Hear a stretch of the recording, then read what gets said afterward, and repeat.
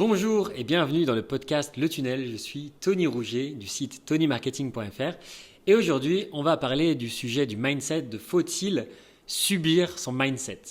Mais avant de commencer, comme vous le savez, je viens de lancer ce podcast et pour l'occasion, j'offre un appel de coaching pour les 10 premières personnes qui laisseront un avis 5 étoiles sur la plateforme de votre choix. Donc il suffira simplement de me contacter sur tonymarketing.fr avec un screenshot avec votre avis et vous recevrez 30 minutes de coaching gratuit avec moi. Donc c'est seulement pour les 10 premières personnes. Donc laissez-moi un avis maintenant et c'est parti pour le premier épisode.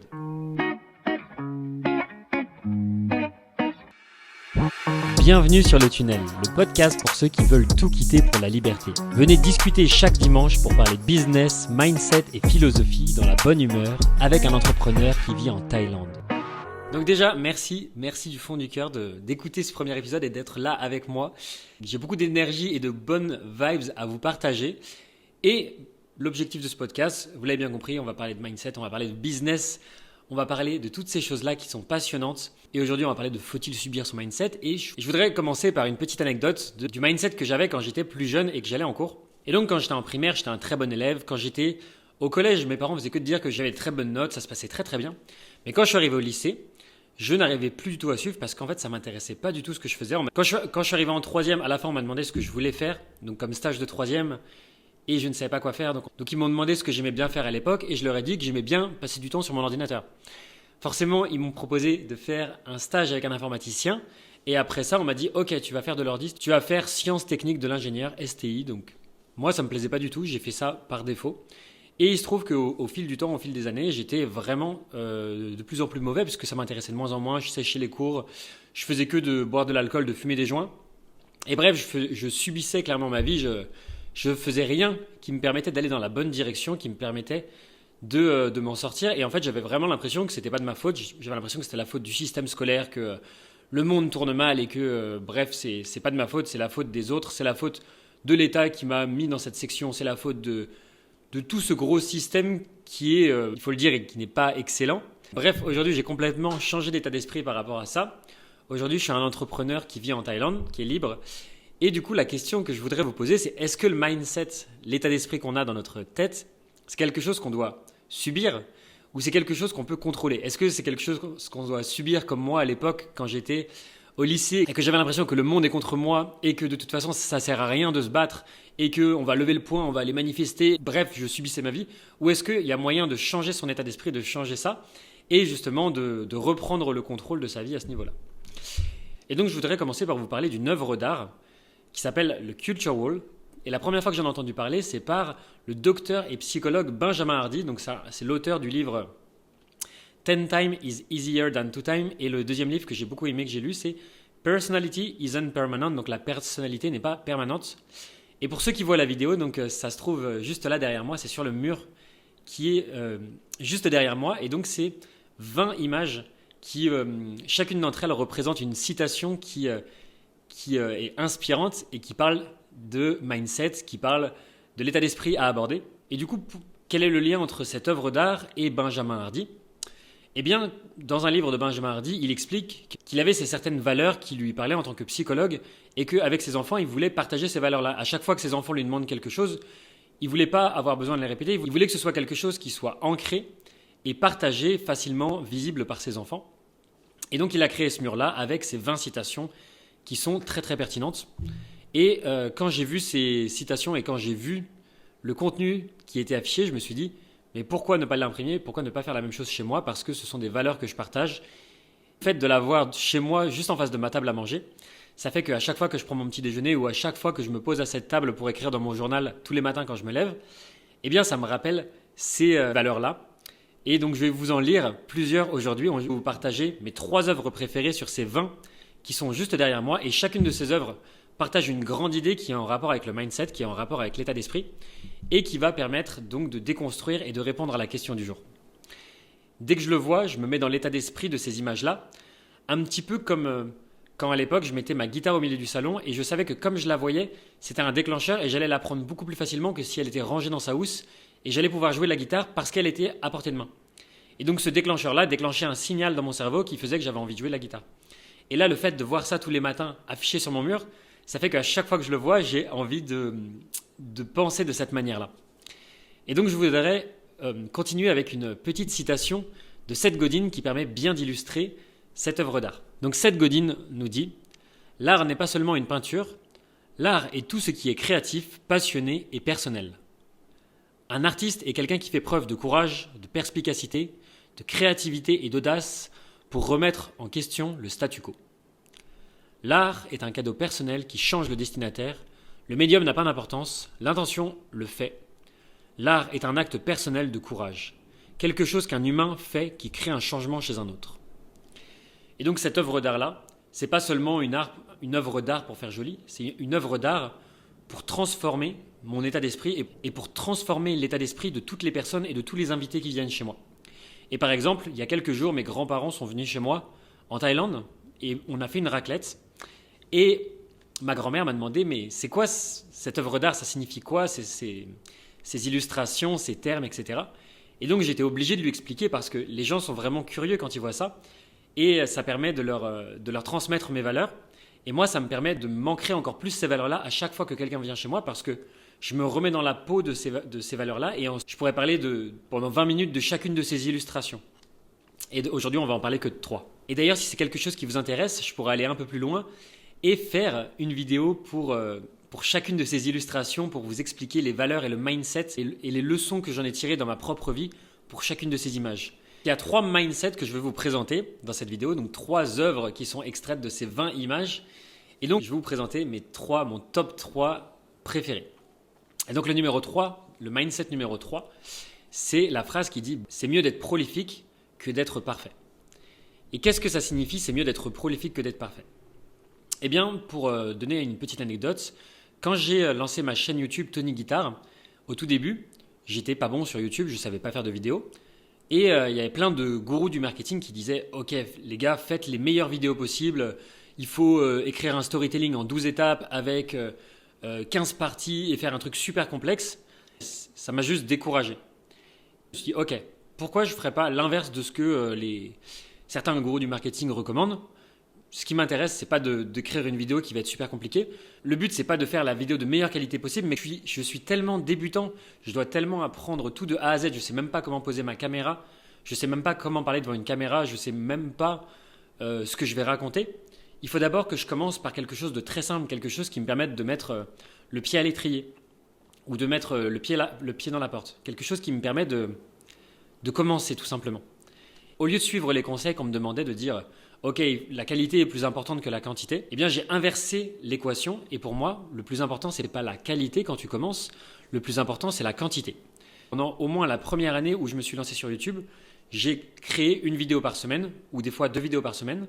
Et donc la quantité m'a permis d'atteindre la qualité parce que j'ai compris des choses techniques, j'ai compris des techniques de storytelling, j'ai compris ceci, j'ai compris cela. Et à la fin de l'année, j'étais forcément meilleur que si j'avais essayé de faire une seule super bonne vidéo d'une qualité incroyable. Et d'ailleurs, dans le livre Atomic Habits, l'auteur James Clear parle d'une expérience qui a été menée par un professeur de photographie qui a divisé sa classe en 2 groupes. Et donc l'idée de ce professeur de photographie, c'est qu'il y a un groupe qui se concentre sur la qualité, donc pendant tout un semestre, tous les élèves de sa classe de ce côté-là doivent créer la meilleure photo possible, mais ils doivent en créer une seule. Et de l'autre côté, le groupe B, ils doivent prendre le maximum de photos possible, c'est le groupe quantité. Et à la fin du semestre, on vérifiera qui est-ce qui a pris les meilleures photos. Et ce qui s'est passé, c'est que notre cher prof de photographie s'est rendu compte qu'à la fin du semestre, les meilleures photos venaient du groupe qui avait pris le plus de photos. Ceux qui avaient pris 150 photos, ils avaient des photos qui étaient de bien meilleure qualité que ceux qui avaient pris une seule photo. Et pareil, quand on regarde les plus grands artistes de tous les temps ou les meilleures musiques de tous les temps selon le Rolling Stone, eh bien, il y a 6 morceaux de Mozart, il y a 5 morceaux de Beethoven et il y a 3 morceaux de Bach. Donc on pourrait se dire, ok, les gars là, ils étaient vraiment trop chauds, ils ont créé 6 morceaux, ils en ont fait 6 sur 6 qui était incroyable, ou 6 sur 10 qui étaient des vrais chefs-d'œuvre. Eh bien non, Mozart, il a écrit 600 chansons. 600, et il y en a 6 qui sont dans le top 50 mondial aujourd'hui. Ça veut dire que c'est 1% de ses chansons. Pour Beethoven, donc, il en a 5, et il avait créé plus de 650 chansons au total dans sa carrière. Et pour Bach, il en a 3, et il avait créé plus de 1000 chansons. Donc ça fait 3 pour 1000. 3 pour 1000, c'est que dalle en fait. 0,3%. Donc il vaut mieux fait que parfait. Il vaut mieux passer à l'action et faire les choses et que ce soit à 60% bien, plutôt que de procrastiner et d'essayer de faire le truc à 100% parce qu'en fait, ça ne sera jamais parfait. Maintenant, on passe au deuxième mindset. Et cette citation, c'est avec un bateau sur l'image qui est en train de brûler. Et ça veut dire « Rien n'arrive tant qu'on ne brûle pas ses bateaux ». Pour la petite anecdote, je suis parti vivre en Thaïlande, ça fait déjà plus de 2 ans et demi. Et pour moi, c'était nécessaire de brûler mes bateaux et de partir vivre ici pour vraiment prendre en main mon business. Parce que si je reste dans un environnement où j'ai plein de distractions que je ne vais jamais me lancer, je suis avec des gens autour de moi qui ne voient pas les choses de la même manière. Et du fait de m'extraire de ça et de brûler mes bateaux et de me mettre dans une situation un peu inconfortable, fait que c'est ça qui me pousse vraiment à travailler et c'est ça qui m'a motivé à vraiment me donner à fond et à en être là où j'en suis aujourd'hui. Et il y a une histoire dans le livre de Schwarzenegger, il a écrit une biographie qui est incroyable. Et il explique donc que c'était un bodybuilder autrichien qui était en train de s'entraîner tous les jours comme un malade à 8 heures par jour à soulever des poids énormes. Et un jour, il a dit « Je vais partir aux États-Unis et je vais passer le concours pour devenir le plus grand bodybuilder mondial. » Et ce qu'il explique dans le livre, c'est qu'à chaque fois, donc, il a relevé des obstacles, il a relevé des défis qui étaient de plus en plus hauts. Donc il est devenu le plus grand bodybuilder mondial. Et après, il a décidé qu'il voulait devenir un acteur à Hollywood, un des plus grands acteurs célèbres à Hollywood. Au début, quand il est arrivé à Hollywood, les gens ils se sont foutus de sa gueule parce qu'il avait un accent autrichien étrange. Mais finalement, à force de travailler, il a réussi à se surpasser et il a réussi à avoir le rôle de Terminator et de Conan le Barbare, etc. Puis, à un certain âge, il s'est dit « Ok, j'ai atteint des défis qui sont déjà insurmontables pour la plupart des gens. » Et ensuite, le prochain défi, il s'est dit « Mais qu'est-ce que je peux faire d'autre qui pourrait vraiment me challenger ? Qu'est-ce qui m'intéresserait dans la vie ?» Et il a décidé de se challenger et d'essayer de devenir gouverneur de Californie. Il a travaillé comme un malade, et il a réussi à devenir gouverneur de Californie. Ça correspond à être Premier ministre en France. Donc c'est quelque chose d'incroyable pour quelqu'un qui vivait la misère et qui est parti de rien en Autriche, qui a réussi à monter les échelons comme ça, à devenir bodybuilder, à devenir un acteur ultra célèbre à Hollywood et enfin à devenir un politicien reconnu aux États-Unis. Et donc son état d'esprit à Schwarzenegger, c'était un plan B, j'ai seulement un plan A et quoi qu'il arrive, je foncerai jusqu'à ce que j'y arrive. Et donc il a complètement brûlé ses bateaux, il a abandonné tout ce qu'il avait en Autriche pour venir aux États-Unis. Une fois qu'il était aux États-Unis, à chaque fois, il brûlait ses bateaux et il avançait comme ça. Et c'est ça, de fil en aiguille, qui lui a permis de devenir acteur, professionnel et gouverneur de Californie. Donc une fois que vous avez pris une décision, arrêtez d'y penser, allez-y à fond. C'est d'ailleurs ce qu'on appelle le point de non-retour dans l'histoire du héros de Joseph Campbell. C'est un autre bouquin qui parle de storytelling et de tous les plus grands mythes de l'histoire. Il explique comment les histoires et comment les contes et les mythes, que ce soit les religions ou les mythes grecs, ont été construites de A à Z. Et donc il y a un point dans l'histoire qui s'appelle le point de non-retour. C'est le moment où la personne, où le héros ne peut plus retourner en arrière. Par exemple, dans Le Seigneur des Anneaux, un film que j'adore, c'est quand Frodon il accepte l'anneau, il n'a plus le choix, il est obligé d'aller dans le Mordor pour aller mettre l'anneau dans la lave. Et comme il a accepté, il ne peut plus revenir en arrière. Dans Harry Potter, si on prend sur l'ensemble de la série, c'est dans le 4e épisode, dans la Coupe de Feu, quand Voldemort il retrouve son pouvoir, Harry Potter il n'a plus le choix, il est obligé d'aller vaincre Voldemort, sinon c'est la fin, tout le monde va crever. Et donc il est obligé d'aller vaincre Voldemort. Et par exemple dans un autre film, un de mes films préférés, c'est dans Avatar. Vous vous souvenez peut-être quand Jake Sully il se met du côté des Na'vi et qu'il décide de combattre les humains pour défendre Pandora. À partir de ce moment-là, Jake Sully ne peut plus revenir en arrière, il a commencé à prendre un caillou, à casser le matériel et les machines des humains parce qu'il veut plus être du côté des humains, il veut être du côté des Na'vi. Mais par contre, il peut plus revenir en arrière parce que là, il est allé trop loin. Et c'est ça qui s'appelle brûler ses bateaux. Et une fois que vous l'avez fait, vous êtes obligé de le faire parce que sinon, si vous décidez de revenir en arrière, vous allez passer pour un idiot. Et c'est aussi pour être en accord avec vous-même parce que c'est ce qu'on appelle le biais de confirmation. Quand on s'engage dans quelque chose, on veut aller au bout des choses. Donc voilà, une bonne leçon de cette deuxième image, c'est de brûler ses bateaux. Et on est obligé de passer à l'action pour ne pas passer pour un idiot et pour continuer d'être en accord avec soi-même. Et maintenant, le numéro 1 qui m'a le plus marqué et que je trouve absolument incroyable, c'est la citation qui dit « 100% c'est plus facile que 98%. » Et justement, à cette soirée avec mes grands-parents, sur la table juste derrière moi, quand on a mangé une raclette, eh bien, mes grands-parents m'ont dit est-ce que tu veux du vin rouge, Tony, pour accompagner cette délicieuse raclette? Et je leur ai dit eh bien non, j'ai arrêté de boire de l'alcool. Et ils m'ont dit mais pourquoi donc? Et au fond de moi, j'aime boire de l'alcool, j'aime bien boire une bière, j'aime bien boire du vin ou boire de temps en temps. Mais là, j'aime toute ma famille que j'adore de tout mon cœur, qui vient me rejoindre en Thaïlande. Donc, on va passer du temps ensemble. Mais ma famille, c'est des Bretons. Et je sais qu'en Bretagne et en France, les gens boivent beaucoup d'alcool, surtout comparé aux Thaïlandais. Ici, on boit quasiment jamais d'alcool, alors qu'en France et en Bretagne, les gens boivent beaucoup d'alcool. Et donc, je sais que si je garde cet état d'esprit de me dire ok, je peux boire un petit peu mais pas trop, je sais que je vais retomber dans le truc. Okay. Et je ne crois pas en la volonté. La volonté est un mythe.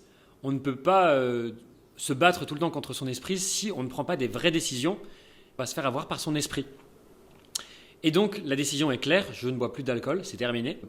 Et comme ça c'est plus facile, j'ai plus de doutes, c'est 100% à chaque fois. Il n'y a pas besoin de remettre en question mes choix, je sais que c'est comme ça. Et donc ce que je vous recommande de faire, c'est de vous fixer des règles, d'avoir des règles très très précises de ce que vous acceptez de faire. Donc ça peut être sur l'alcool, ça peut être sur le sport, ça peut être sur votre travail, de dire ok, tous les jours je travaille de 8h à 20h, ou tous les jours, ou tous les lundis au vendredi, les jours de la semaine, je vais à la salle de sport tous les jours pendant 1 heure.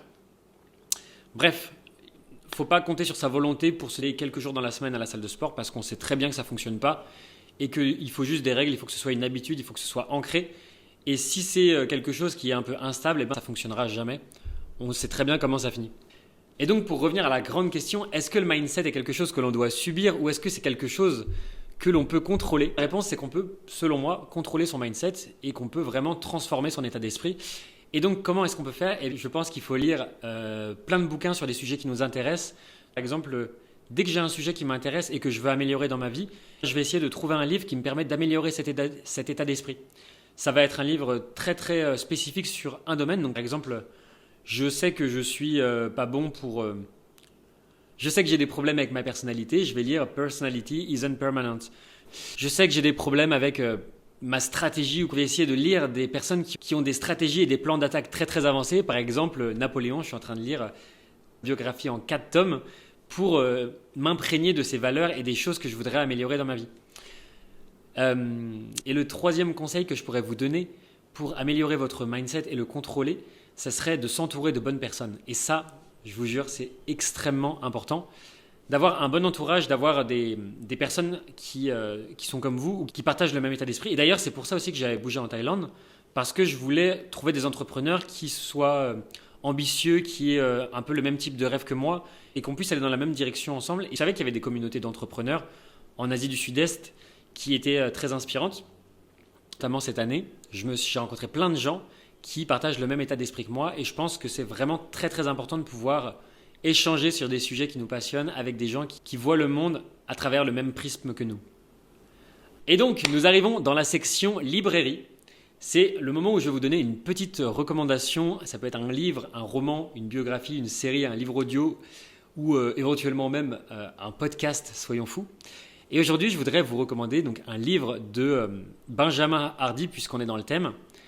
Et ça va être le livre « 10 times is easier than 2 times ». Donc 10 fois, c'est plus facile que 2 fois.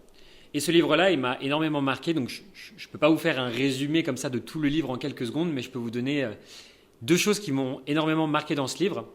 La première chose, c'est que ma capacité à être 100% concentré sur mon travail, elle est proportionnellement égale à ma capacité à être 100% déconnecté de mon boulot.